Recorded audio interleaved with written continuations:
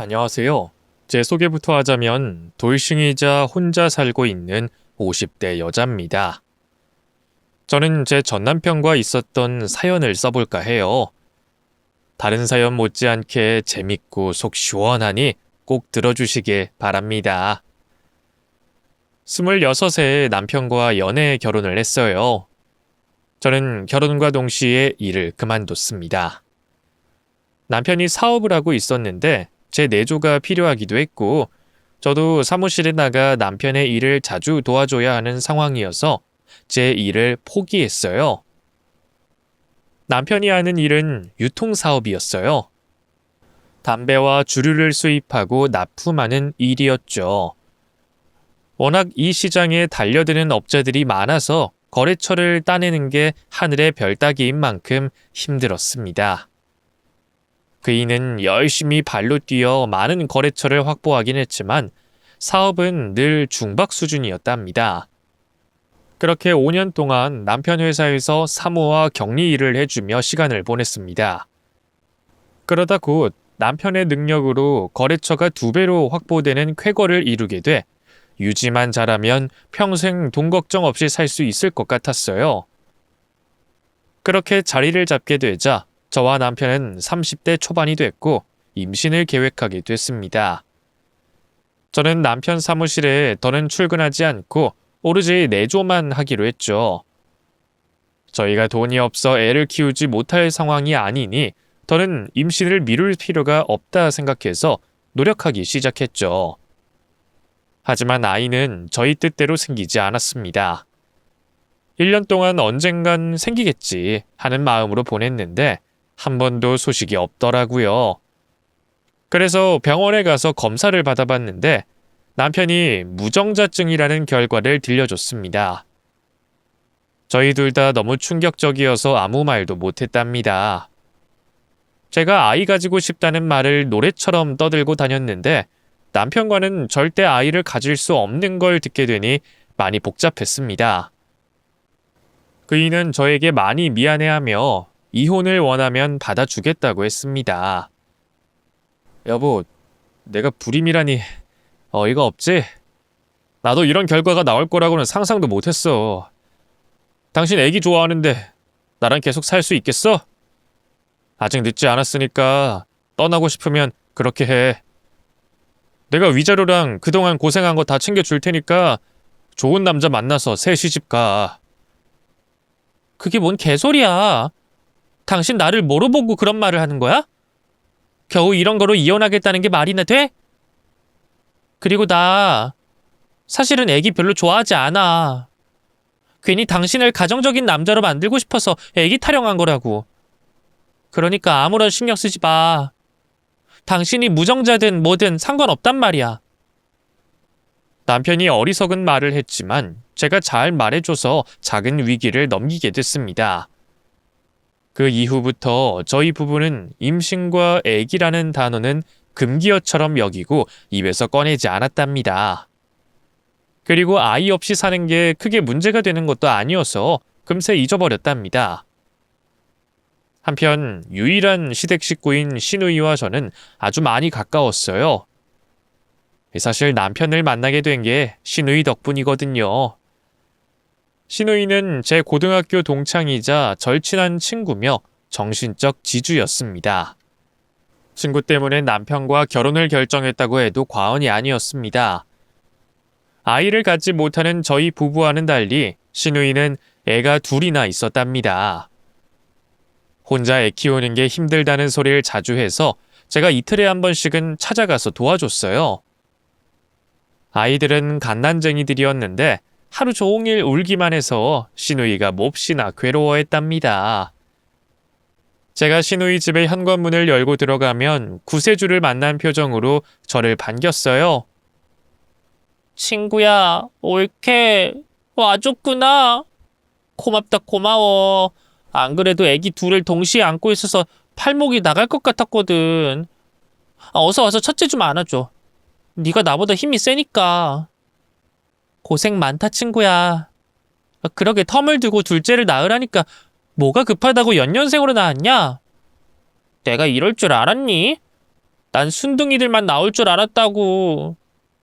어쨌든 올케이저 친구인 네가 없었더라면 난 벌써 쓰러졌을 거야. 진짜 고마워, 현미야. 너 뭐 필요한 거 있으면 말해봐봐. 내가 그이한테 말해서 선물 내줄 테니까. 아이고, 됐네요. 친구끼리 이런 거로 선물 주고받는 게 말이 되냐?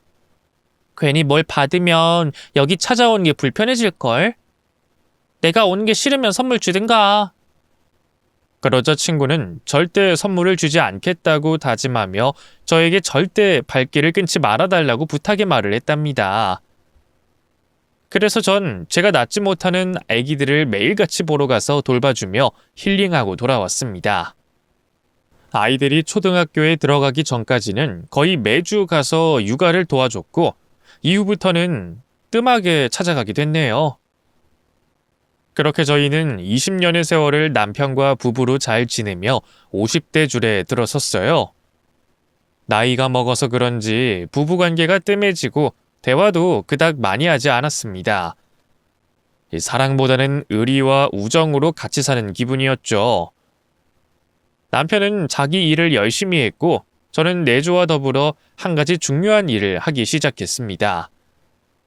언젠가부터 남을 위해 봉사하고 싶었는데 기회가 주어져 보육원에서 매주 주말마다 봉사활동을 했답니다. 식당 배식부터 청소, 그리고 아이들 공부를 봐주고 놀아주기까지 하면서 좋은 시간을 보냈습니다.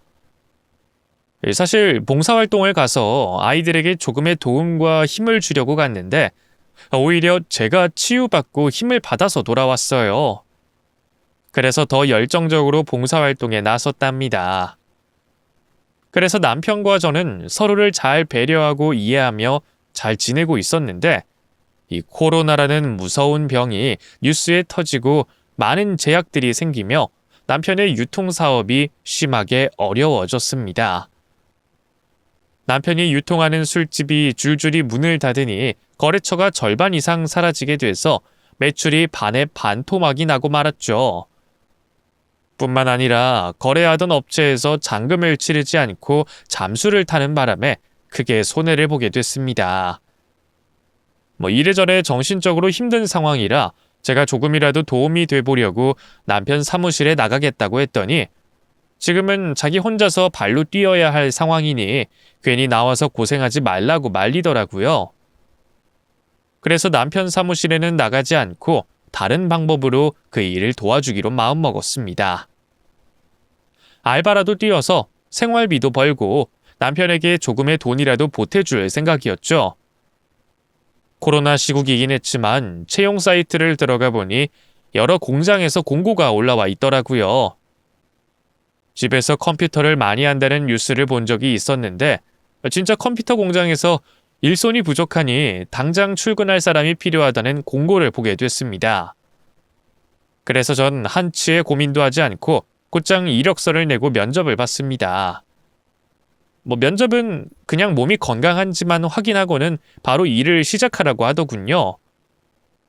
제가 맡은 일은 어려울 건 없었고 드릴로 컴퓨터 본체 뚜껑을 덮는 일이었습니다. 손목이 조금 아프긴 했지만 단순한 일이어서 얼마든지 버틸 수 있을 것 같았네요. 그렇게 한 달을 꼬박 쉬지 않고 일해서 받은 월급을 남편에게 고스란히 전해줬습니다. 여보, 이거 받아. 내가 공장에서 번 돈이야. 많진 않은데 당신한테 조금이라도 보탬이 되면 좋겠다. 뭐? 아니, 당신 그동안 봉사활동 다닌다고 매일 나간 게 아니라 공장에서 일한 거였어? 지금 봉사활동할 상황이 아니잖아. 남편이 힘들어서 잠도 못 자고 일하는데 내가 누굴 도우러 다니겠어.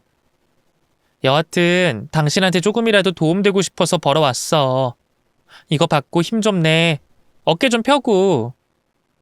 당신 사업이 다시 잘 될 때까지 도울 테니까 날 봐서라도 힘내. 제가 털털하게 남편 어깨를 토닥였더니 그이가 눈물을 쏟아내면서 저를 끌어안았습니다. 여보, 고마워. 나 요즘 진짜 힘들었는데 당신이 이렇게 도와주니까 힘이 나. 나 절대 망하지 않을 거야. 평생 날 믿어온 당신을 위해서라도 무너지지 않을 거라고.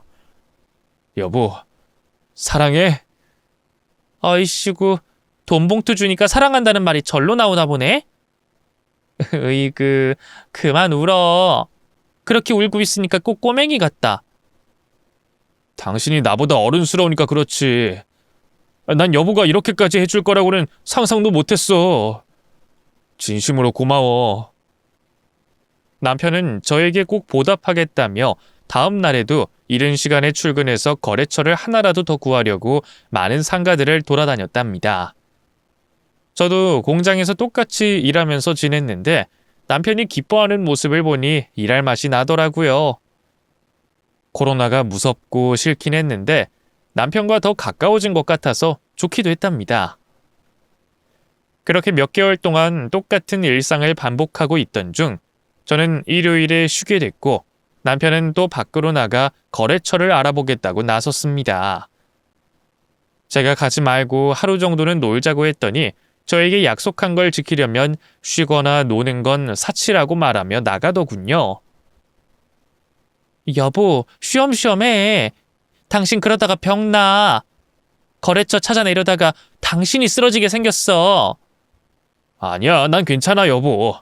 이제 곧 사업이 회복될 것 같으니까 조금만 더 참아줘. 그럼 다녀올게. 남편은 파이팅을 외치며 힘차게 현관을 나섰습니다. 저는 혼자 집에서 쉬려니 마음이 편치 않았습니다.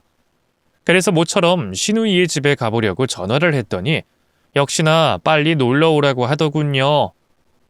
신우 아들, 딸은 벌써 장성해서 대학생이어서 자취 중이었고 신우 남편은 제 남편처럼 사업하는 사람이라 밖에 나가고 없다고 했습니다. 그래서 공장 다니면서 못 봤던 시누이를 오랜만에 만나게 됐어요. 아가씨, 오랜만이야. 그동안 집에서만 지내서 살이 포동포동 올라왔네. 그러니까 나 돼지 됐다니까.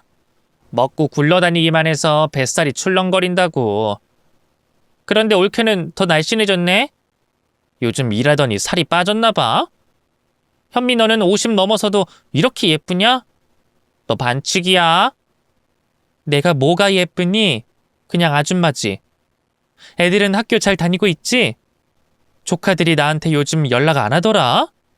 네가 교육 좀 시켜야겠어. 아이, 정말? 이것들이 키워준 외숙모한테 연락을 쌩까? 이것들 돼졌어. 조만간 집합시켜서 관리해주겠어. 시누이와 안부와 농담을 주고받으며 수다의 꽃을 피우기 시작했는데 저녁까지 시간 가는 줄 모르고 실컷 떠들었어요. 이제 곧 심해부가 올 시간이 돼서 급하게 자리에서 일어났습니다. 나 갈게. 다음 주에 또 놀러 올 테니까 잘 놀고 있어. 아쉽다, 현미야. 너 공장 언제까지 다닐 거야? 요즘 오빠 사업 풀린 것 같던데. 풀린 건 아니고 풀리는 중이야. 아무래도 코로나 시국이라 거래처 채우는데 오래 걸리네. 그래? 내 남편 말로는 얼마 전에 오빠가 외제차 끌고 가는 거 봤다고 하던데. 난 그 말 듣고 진작 풀린 줄 알았지. 외제차? 에이, 아마 거래처 사장 심부름을 잠깐 탔나 보지. 어쨌든 다음에 보자, 친구야. 조심히 가. 시누이와 인사를 하고 나왔는데 남편이 외제차를 끌었다는 말이 머리에 남더라고요. 그이가 거짓말할 사람이 아니어서 잊어버리려고 했는데 이상하게 느낌이 좋지 않았답니다. 저는 집으로 돌아가는 길에 괜히 남편을 밖에서 보고 싶더라고요. 발걸음은 자동으로 남편 사무실로 향했습니다. 매일 집에서만 보다가 밖에서 보려니까 은근히 설레더라고요. 이윽고 남편 사무실 앞에 도착했는데 안에 불이 모두 꺼져 있었습니다.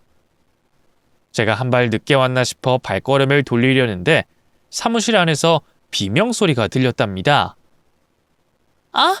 오빠, 너무 좋아. 아니, 몰라. 그건 분명한 여자 목소리였고 절정에 다다랐을 때 내는 소리였습니다. 그 순간 온몸이 바들바들 떨리면서 시누이의 말이 머리에 다시 떠올랐어요. 외제차를 끌고 다니는 걸 봤다는 말이요. 남편이 저한테 뭔가를 숨기고 있는지 제대로 확인하려고 사무실 문을 열고 들어갔습니다. 바로 불을 켰더니 남편과 상간녀로 보이는 여자가 옷매무새를 정리하고 있더군요. 남편은 다급하게 변명했습니다. 여보, 연락도 없이 웬일이야? 이쪽은 새로 온 직원이야. 방금 전까지 정전이어서 가만히 앉아 있었어. 그런데 당신이 불을 켰네? 지금 그걸 변명이라고 하는 거야? 정전, 내가 그걸 믿을 바보로 보이니? 저 여자 신음소리 아주 명쾌하게 들리더라. 방금 그 짓거리 한 거지? 언제부터야? 전현이랑 바람 피운 게 언제부터냐고? 여보, 흥분하지 마. 진정하라고. 솔직하게 다 털어놓을게. 난 당신 힘들까봐 공장에서 돈 벌어 보태주고 있는데 내 마음을 이따위로 짓밟아? 내 믿음을 이렇게 배신해도 되는 거냐고? 이 몹쓸 자식아! 남편은 제가 화내는 걸 가만히 듣다가 이내 피식하고 희죽거리더군요. 반성하는 기미 따위는 개나 준 모양이었습니다. 아이고, 이렇게 걸려버리고 말았네. 그래, 맞아. 이쪽은 나랑 사귀는 애인이야. 30대 초반이야. 어때? 죽이지? 뭐? 지금 나한테 그 여자를 자랑하는 거야? 이 개 같은 자식. 회사 사정이 좋지 않다는 것도 거짓말이지? 괜히 밖으로 돌려고 만들어낸 개구라냔 말이야. 그걸 이제 알았어? 내가 이 여장 살다시피 해서 핑곗거리가 필요해서 괜히 힘든 척 좀 한 거야. 사실 나는 코로나가 터져도 아무렇지 않게 잘만 굴러가고 있었어. 여보, 왜 이렇게 열불 내고 그래? 난 당신이 곰처럼 멍청하게 돈까지 벌어다 주면서 속고 있어서 스릴 있게 바람 피운 거야. 그런데 아쉽게도 더는 스릴 있는 바람은 못 피우게 생겼네. 저는 남편의 비아냥을 듣고 속이 뒤집어져서 바로 손바닥으로 남편 얼굴을 세차게 날려버렸습니다. 그이가 바닥에 자빠지자 옆에 있던 상간녀의 싸대기도 있는 힘껏 세게 날려버렸어요. 두 년놈은 저에게 맞은 게 억울했는지 동시에 저에게 달려들더군요. 남편이 제 양팔을 잡고 상간녀가 제 따귀를 날렸습니다.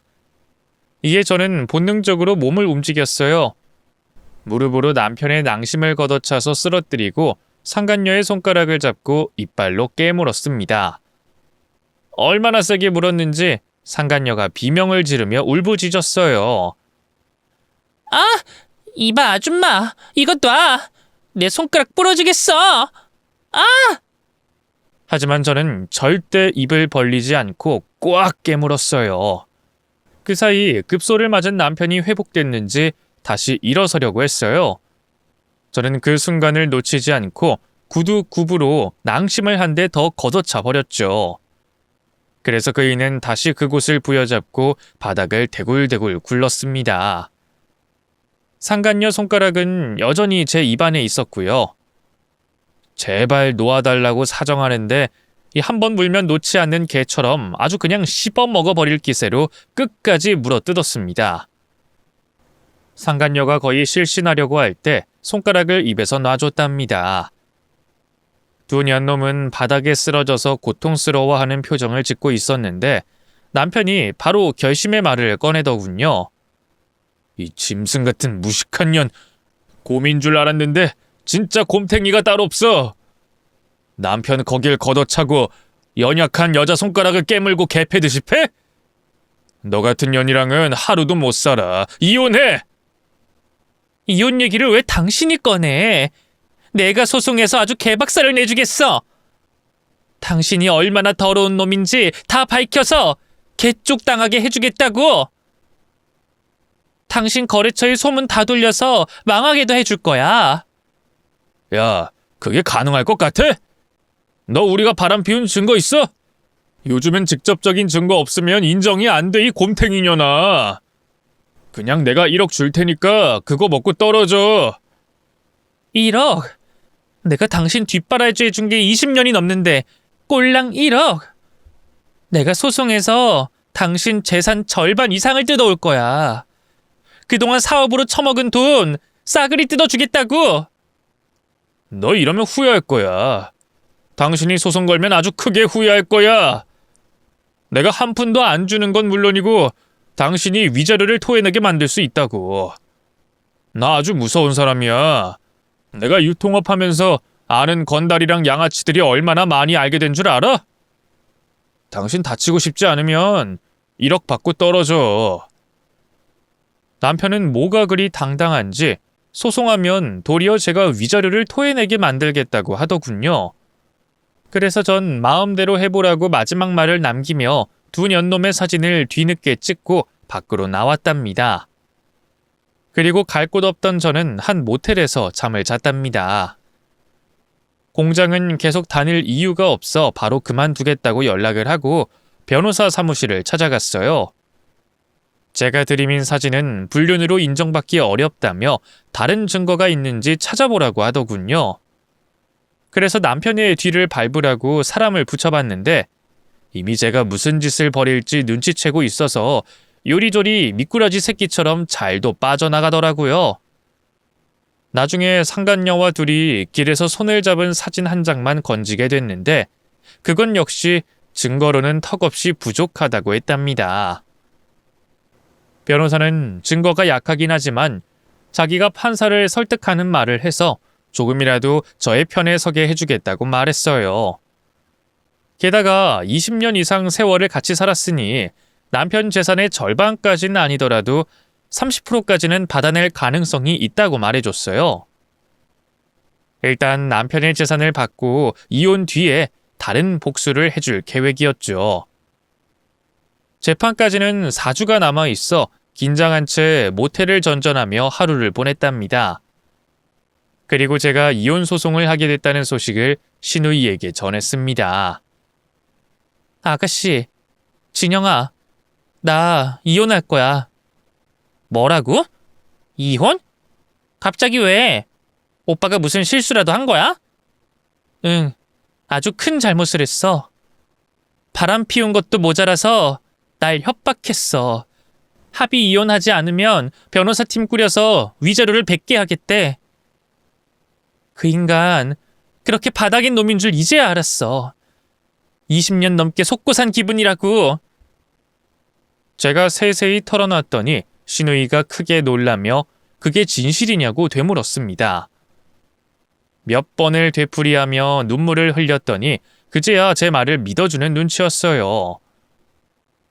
오빠가 그런 짓을 했다는 게 믿기지가 않아. 착한 놈인 줄 알았더니 다른 개자식들과 똑같네. 이 자식 내가 가만두지 않겠어. 현미야, 내가 그 자식 반쯤 패놓을게. 아니야, 패주는 건 실컷 패줬어. 이제 남은 건 그 자식한테 정당하게 많은 위자료 받는 거하고 사업 망하게 해주는 거야. 그거면 내 복수는 끝나. 어때? 아주 소박하지? 그래, 너무 소박하다. 나 같으면 아주 그냥 알거지로 만들어서 노숙자로 만들어야 속이 편하겠다고. 현미야, 내가 도와줄까? 그 자식에 대해서 좀 알아봐줘? 아니야. 나한테는 원수여도 너한테는 하나뿐인 오빠잖아. 네가 나 때문에 괜히 힘들어지는 거 싫어. 난 오늘 친구로서 이혼하겠다는 걸 전해주려고 온 거야. 진영아, 내가 이혼해도 우리 계속 친구하는 거지? 시누이이자 절친인 진영이는 저를 안아주면서 당연히 제 친구로 남는다고 말했고 바라는 대로 위자료도 받고 복수에도 성공하라고 조언해줬습니다. 재판까지 남은 4주의 시간은 더디게 흘러갔어요. 제가 마음이 급하고 초조하다 보니 잠을 거의 자지 못해서 하루가 아주 길게 느껴졌습니다.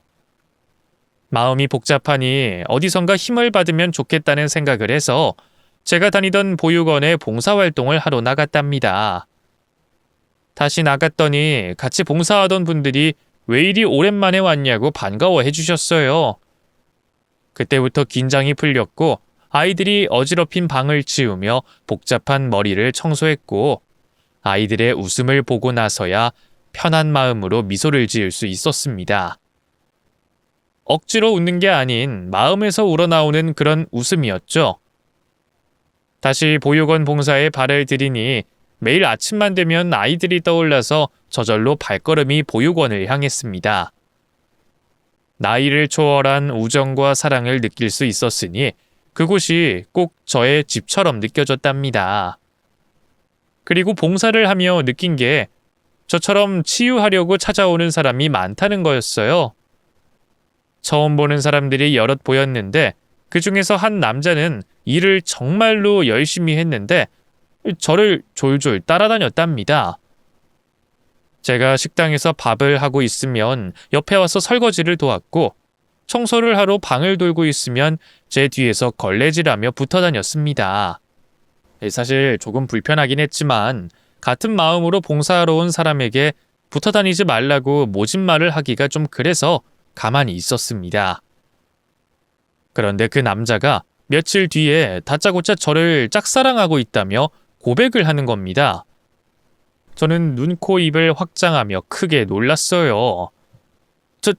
저를 좋아한다고요? 이봐요, 아저씨.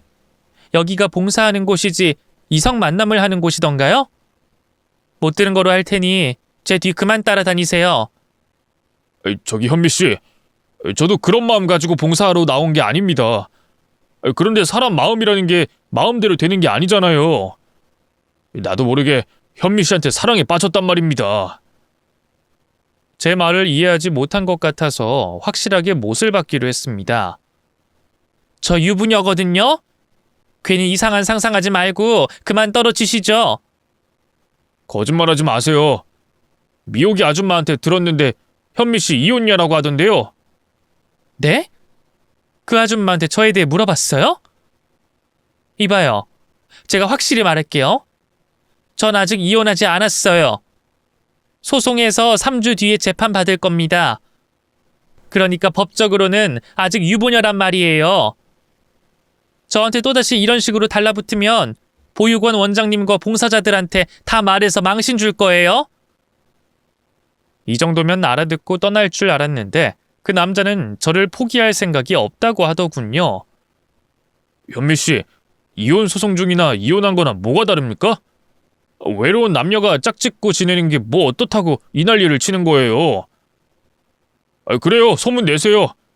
제가 들러붙어서 귀찮게 군다고 떠들어 보라고요. 아무리 그래도 난 현미 씨 포기하지 않을 겁니다. 그러니까 나랑 사귀어 주세요. 아우, 진짜 짜증나게 하시네. 도대체가 말이 통하지 않는 분이군요. 이봐요. 그쪽은 내 스타일 아니에요. 제가 이혼녀라고 해도 관심 가지 않는 스타일이라고요. 정신 차리고 집에 가서 발이나 닦고 자빠져 자요. 어허, 이렇게 차시겠다고요? 그런데 어쩌죠? 저는 10번 찍어 넘어가지 않는 나무가 없다라는 게 제 좌우명이거든요. 전 절대로 현미 씨 포기하지 않을 겁니다. 더 이상 말이 통하지 않아 몸을 다른 곳으로 피해버렸습니다.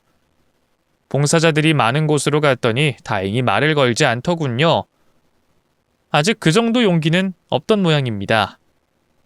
그래서 봉사자들과 붙어 다니며 그 남자가 저에게 말을 걸 기회를 주지 않았답니다. 그런데 제가 보육원에 일찍 나가서 청소를 하거나 잡일을 하면 제 뒤를 쫄쫄쫄 따라다니면서 계속 귀찮게 했어요. 계속되는 대쉬에 제 마음은 그 사람에게 넘어가긴커녕 오히려 더 화가 났습니다. 제발 봉사활동 중에 헛소리 좀 그만하라며 밀어냈죠. 몇 주 동안 아주 징글징글하게 저한테 접근하는 바람에 제 마음이 심란했습니다. 그런데 이혼 재판 이틀 전에 포기를 했는지 더는 제 눈앞에 보이지 않았답니다. 무슨 사정이 있는 건지 다른 여자를 꼬셔서 포기를 한 건진 모르겠지만 보육원에 나오지 않으니 속이 시원했어요. 그래서 이틀 동안은 아무런 부담을 가지지 않고 마음 편하게 봉사를 했습니다. 그리고 대망의 이혼 재판 날이 밝아와서 변호사를 먼저 만나서 어떻게 말하고 손짓을 할지 연습을 했어요. 최대한 예의 바르게 하는 게 좋다고 해서 말투를 코칭받았죠. 시간이 돼 법원 안으로 들어가게 됐는데 남편은 변호사 4명과 같이 들어오더군요. 무슨 반격을 할지 모르지만 아주 당당하게 왔답니다. 제 변호사가 먼저 남편의 외도 사진을 제출하며 열변을 토했어요. 이 확실한 증거가 아니어서 판사님을 설득하려고 목청껏 외쳤죠.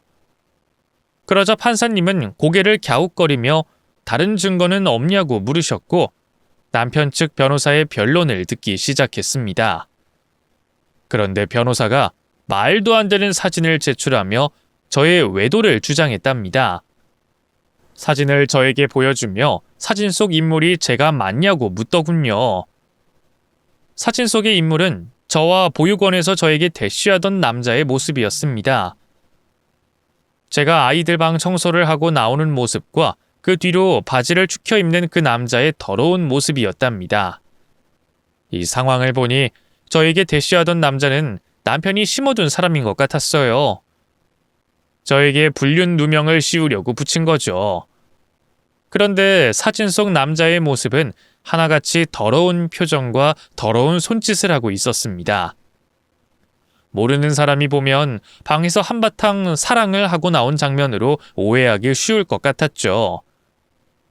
제 변호사는 잠시 놀라고 어이없는 표정을 지으며 저에게 무슨 상황이냐고 물었고 저는 억울한 누명을 쓴 거라고 솔직하게 말했습니다. 하지만 변호사는 제 말을 믿어주지 않았고 저를 믿어주는 사람은 법원 안에 아무도 없는 것 같았어요. 판사님마저도 제가 바람 피운 쪽으로 확신을 하셨는지 남편 변호사의 말에 고개를 끄덕였습니다. 결국 이렇게 남편이 의도한 거짓된 행동에 한숨을 내쉬고 말았죠. 아무리 토로해봐야 아무도 믿어주지 않으니 거의 포기 상태였습니다. 이윽고 판사님이 판결하려고 입을 때리는 순간 법정 안으로 누군가 입장했습니다. 제 시누이이자 절친한 친구인 진영이었습니다. 누군가의 멱살을 잡고 들어왔는데 자세히 보니 보육원에서 저를 꼬시려고 했던 남자이자 판사님 손에 들려있는 사진 속 불륜남이었습니다. 저는 이게 어떻게 된 일인지 모르겠지만 신우 덕분에 안도를 할 수 있었습니다. 친구가 제 변호사에게 귓속말을 하자 바로 증인 신청을 했어요. 판사님은 사진 속 남자가 눈앞에 있는 남자라는 걸 알고 받아주셨습니다. 그리고 제 뒤에 앉은 친구가 잘 될 거니까 걱정하지 말라고 하더군요. 현미야, 저 자식 우리 오빠 친구야. 오빠한테 돈을 몇천 빌렸는데 그 돈 안 갚으려고 너한테 들러붙은 거였어. 진영아, 그걸 네가 어떻게 알게 된 거야? 네 걱정이 하도 돼서 오빠 뒤에 사람 붙여봤지. 그런데 딱 저놈이 사진 가져다 준 걸 목격했지. 그래서 저 오빠를 찾아가서 반쯤 조지고 오늘 끌고 온 거야. 어때? 나 잘했지? 고마워, 진영아. 그럼 일단 저 자식이 제대로 증언하는지 보자. 그래서 증인석에 선 남자가 선서를 하고 제 변호사가 묻는 말에 술술 불더군요.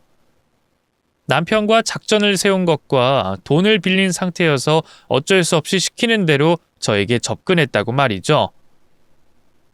또 사진도 모두 남자가 꾸며낸 짓이라고 진실을 고백했답니다. 그러자 판사님이 언성을 높이며 남편과 변호사들에게 호통을 치고 제 편에 서셨습니다. 판사를 속이려고 했던 괘씸죄까지 추가돼서 위자료뿐만 아니라 법정 모독죄로 벌금형을 선고하셨답니다. 저는 남편의 재산 50%를 받게 됐어요. 집과 재산, 사업체까지 모두 절반을 받았답니다. 그 돈이 무려 20억이나 되더군요. 남편은 그렇게 돈을 잘 벌고 있었으면서 저에게 힘들다고 거짓말을 하고 바람을 피우고 다닌 겁니다. 여하튼 이혼 판결은 만족하는 결과였습니다. 시누이 도움이 없었더라면 어떻게 됐을지 상상도 하기 싫습니다. 그렇게 법원에서 시누이와 나왔는데 남편이 뒤따라 나오면서 쌍욕을 하며 발광하더군요. 야, 니녀는 동생이라는 게 오빠 뒤통수를 날려? 너만 아니었으면 내 20억 빼앗기지 않았을 거라고! 미친, 네가 그러고도 내 오빠냐? 쪽팔린 짓은 네가 다 해놓고 어디서 막말이야? 입 닥치고 꺼져. 그러지 않으면 더 쓴맛을 보여줄 테니까. 아우, 이 두 년을 그냥 쌍으로 조져버릴까 보다.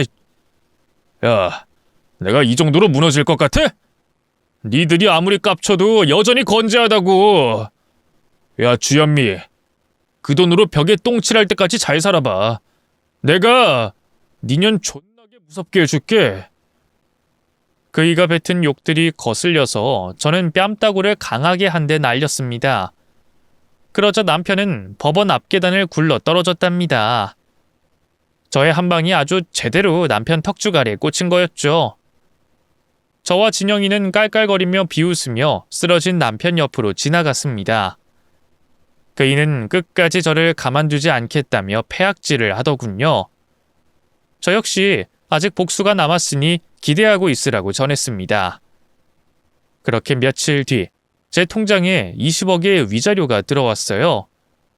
저는 그 돈을 친정 부모님께 절반 드리고 나머지는 아파트 한 채를 사고 또 남은 나머지 돈은 저축해놓고 제 노후를 위해 쓰기로 했죠. 그리고 위드 코로나가 되면서 저는 일자리를 찾았습니다. 남편을 위해 급하게 구했던 공장이 아닌 20대 때 했었던 캐드 일을 시작했답니다. 작은 건축회사에 들어갔는데 처음부터 어려운 일을 주진 않았고 천천히 기억을 되찾고 감을 잡을 수 있도록 간단한 것부터 일을 주셨습니다. 그런데 출근한 지 사흘 만에 회사에 큰 문제가 생겼어요. 새까만 양복을 입은 깍두기 머리를 한 남자가 저를 찾아왔습니다. 저는 누군지 모르는 사람이었는데 다짜고짜 빌린 돈을 갚으라고 난리를 치더라고요. 아줌마, 우리 돈 빌려갔으면 갚아야지. 돈 빌려서 호빠 갈 때는 해벌쭉 하더니 돈 갚을 때 되니까 입을 싹 닫고 잠수를 타? 이 씹어먹으려나. 당장 돈 내놔! 내 돈 내놓으라고! 이봐요. 제가 언제 당신한테 돈을 빌렸다고 이러세요? 전 돈 같은 거 빌린 적 없다고요. 이 늙은 아줌마가 쳐 돌았네. 내가 증거까지 들이밀어야 해? 좋아, 보여줄게. 깍두기 남자는 양복 안주머니에서 종이 한 장을 꺼내 보여주는데 제가 사채를 빌렸다는 가짜 차용증을 내밀었습니다. 그런데 글씨가 제 필체와 똑같았답니다. 저는 그걸 빼앗아 들고 이게 어떻게 된 일이냐고 물었어요. 그러자 사채업자 놈은 시종일관 제가 돈을 직접 빌려갔으니 당장 갚으라고 회사에서 난동을 부렸습니다. 회사 사장님이 경찰을 불러 쫓아냈는데 다음 날도 찾아와서 행패를 부렸어요. 4일 연속으로 깍두기 사채업자가 찾아오자 사장님이 저를 불러 그만 나가라고 하셨습니다. 문제 있는 직원을 둘 수 없겠다며 해고를 통보했어요. 그러자 사채업자가 씩 웃으며 제가 회사에서 나가자 자취를 감추고 다신 나타나지 않았습니다. 생각해보니 전 남편이 복수하려고 섭외한 사람이라는 확신이 들더군요. 가짜로 저를 불륜녀로 만들더니 이번에는 가짜로 사채를 써서 호빠에 다닌 여자로 만든 것 같았네요. 어이가 없어 경고 전화를 걸었는데 이미 전화번호를 바꿔서 연락이 닿지 않았습니다. 그래서 포기하고 집에서 며칠 지내다가 다시 재취업을 하게 됐는데 그 깍두기 사채업자가 다시 나타나서 제 일자리를 빼앗더라고요. 경찰에 신고했더니 돈 문제는 자기들이 관여할 수 없으니 민사로 해결하라는 무책임한 말만 하는 겁니다. 제가 아무리 사기꾼이라고 설명해줘도 가짜 차용증만 보고 깍두기 말만 믿는 거예요. 결국 또 회사에서 잘리고 백수가 돼버렸죠. 다시 일자리를 구해봤자 똑같은 일이 벌어질 테니 취업을 포기하고 당분간 집에서 지내기로 했어요. 그런데 창문을 열 때마다 수상한 남자가 어슬렁거렸죠. 제가 창문 열기를 기다렸는지 저를 보며 희죽거리며 웃더라고요. 이번에도 남편이 꾸민 짓 같아서 무시하고 창문을 닫아버렸죠. 그리고 저녁에 편의점을 갔다 집으로 돌아오는데 창문 밖에 사이코놈이 골목에서 나타나며 우와! 하고 놀래키고 도망갔습니다. 저는 너무 놀라서 넘어져서 무릎이 까졌어요. 정말이지 남편이 하는 복수가 치졸하고 역겨워서 참아주기 힘들었습니다. 그래서 시누이를 집에 불렀어요. 제가 어떤 일을 당했는지 다 말해줬더니 기겁하더군요. 오빠 새끼가 그런 미친 짓을 했다고? 완전 개놈이네. 사채업자 시켜서 엄한 사람 회사 잘리게 하고 집 앞에 사람 붙여두고 사람 겁을 줘? 현미야, 너 그 자식한테 복수한다더니 왜 아직 오리무중이야? 나도 그러고 싶지. 그런데 지금 내가 할 수 있는 게 아무것도 없잖아. 뭐라도 나와야 복수를 할 텐데 지금 내 상황을 봐. 집 밖에 나가는 게 무섭다니까. 그러자 시누이는 저에게 도움을 주겠다고 말했습니다. 똑같이 전 남편에게 사람을 심어보자는 작전을 읊어줬죠. 그 말을 듣고 이게 맞나 싶은 생각이 들었지만 이에는 이, 눈에는 눈이라는 생각으로 시누이의 말대로 전 남편에게 사람을 심어보기로 계획했습니다. 3개월 뒤 저희가 심어둔 첩자가 아주 큰 정보를 가지고 왔어요. 첩자는 남편 회사에서 직원으로 일하며 회사 장부와 정보들을 뒤로 빼돌렸습니다. 저는 자료를 받자마자 입을 틀어 막았어요. 전 남편이 저지른 짓이 너무 추악해서 소스라치게 놀랐답니다. 그이는 코로나가 터지면서 거래처가 뚝 끊겼는데 다른 방법으로 거래를 터더라고요. 이 청취자분들 중 수출된 한국 담배를 저가에 들여와 걸린 사례들을 뉴스에서 보신 적 있으실 겁니다. 몇백 원의 담배를 사들여와 4,500원에 유통시키는 불법적인 짓이었죠. 주류 역시도 그런 식으로 사들여서 많은 거래처들에게 이전보다 낮은 가격으로 팔아넘기며 많은 이윤을 남겼답니다. 아주 쉽게 돈을 벌여들였더라고요. 저는 이 자료들을 가지고 시누이를 찾아갔고 같이 경찰과 국세청에 신고를 했답니다.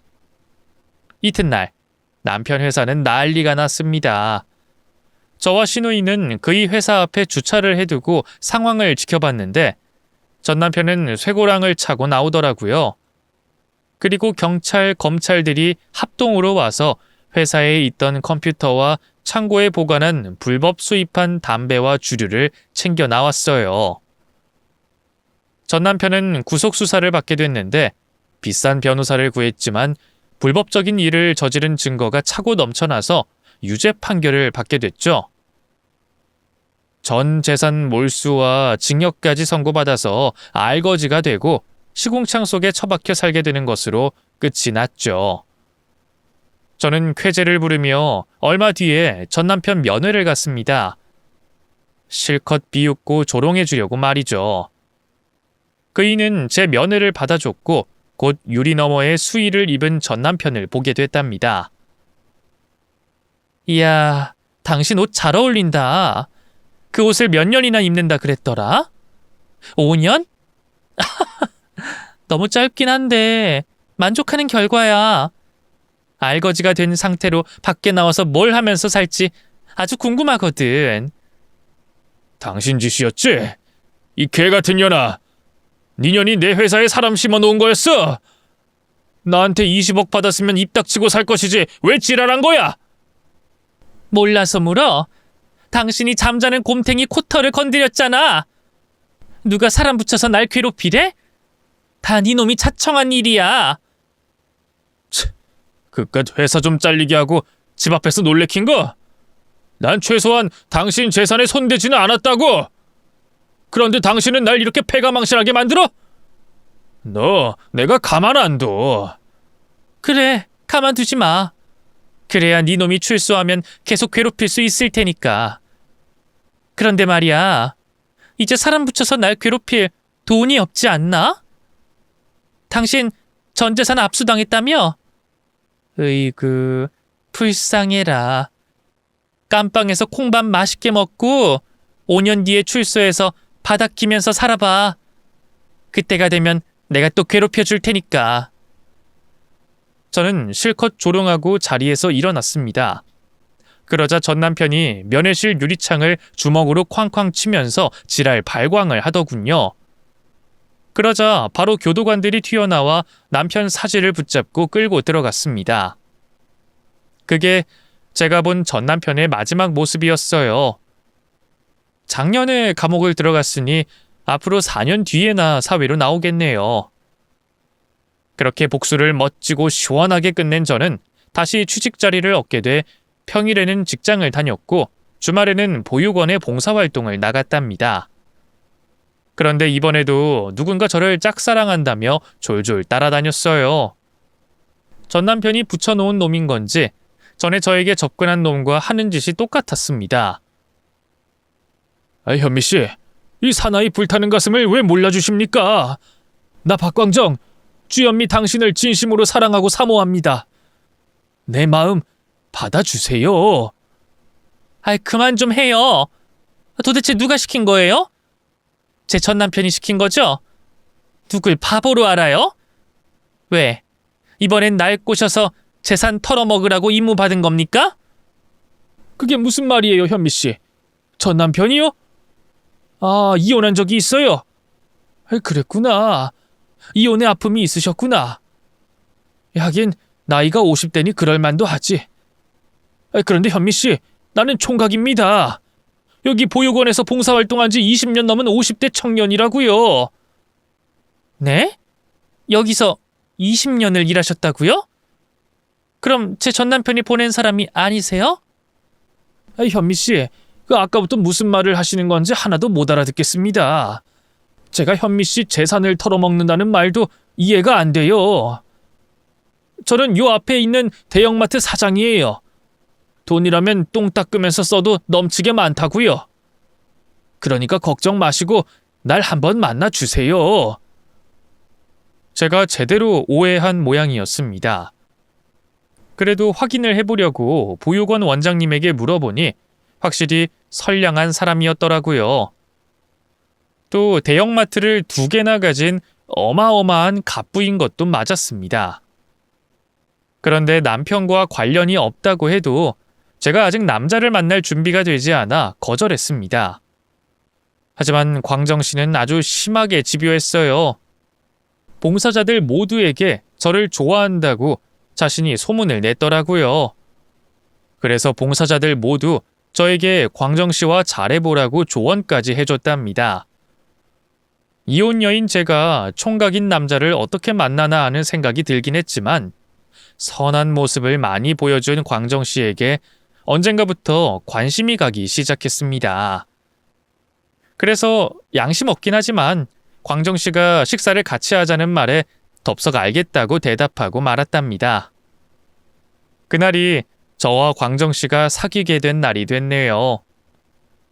그래서 광정 씨와 저는 지금 열정적으로 연애하는 중이랍니다. 둘 다 나이가 50대긴 하지만 청춘 못지않은 멋지고 예쁜 데이트를 매주 하고 있어요. 한편 이 소식을 전해들은 신우이가 축하 파티를 해주겠다며 저희 집으로 찾아왔답니다. 이 여우 같은 기집애.